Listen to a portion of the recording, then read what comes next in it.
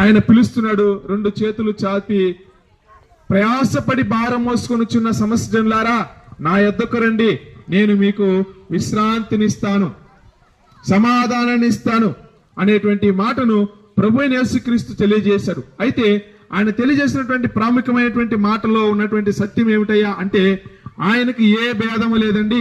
ఆయన ప్రతి మానవుణ్ణి ప్రేమించే దేవుడై ఉన్నాడు.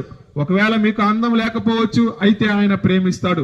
ఒకవేళ మీకు అంతస్తు లేకపోవచ్చు, ఆయన మిమ్మల్ని ప్రేమిస్తున్నాడు.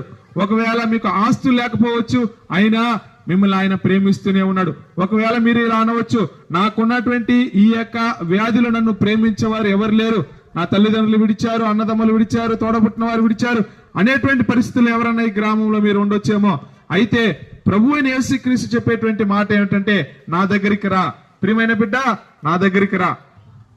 కొద్ది నిమిషాల క్రితమే సహోదరులు పంచుకుంటూ వచ్చారు, తన తల్లి గారు మరణ పడకలో ఉన్నప్పుడు ఎవరు ఆ యొక్క తల్లి గారిని స్వస్థపరచలేని పరిస్థితిలో, వైద్యుల చేత చేయబడినటువంటి పరిస్థితిలో ఉన్నప్పుడు ప్రభువైన యేసుక్రీస్తు చెంతకు వచ్చేటప్పుడు ఆయన తల్లి గారిని స్వస్థపరిచి నేటికి సజీవ లెక్కలో సాక్ష్యంగా ఉంచారు.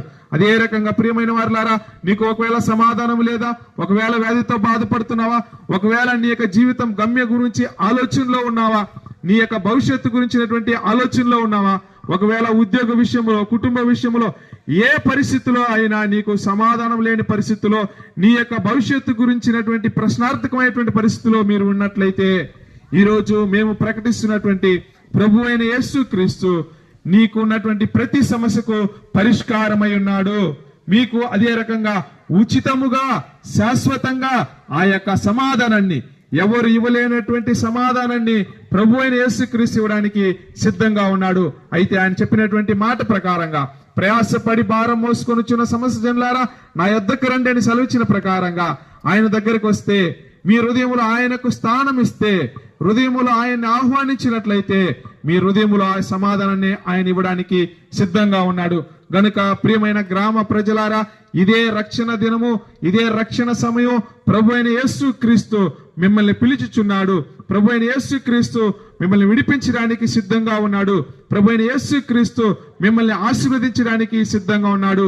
ఈ సమయంలో మీ హృదయములో ఆయనకు స్థానం ఇచ్చినట్లయితే, తద్వారా మీకు ఉచితమైనటువంటి సమాధానము, శాశ్వతమైనటువంటి సమాధానము ఆయన ఇవ్వడానికి సిద్ధంగా ఉన్నాడు.